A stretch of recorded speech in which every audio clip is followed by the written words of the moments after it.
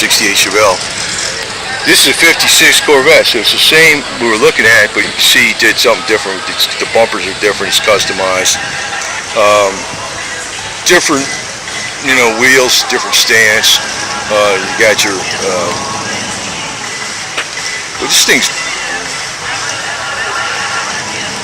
the air intake's there. Looks like it's a removable hardtop. You got your, you never know it's a removable hardtop, but you look, there's the rubber going right across there. Fits like a glove, man. Red interior.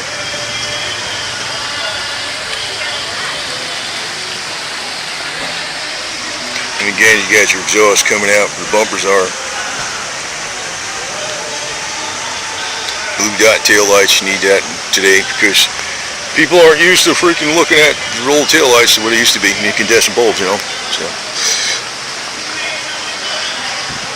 They look a lot better back then.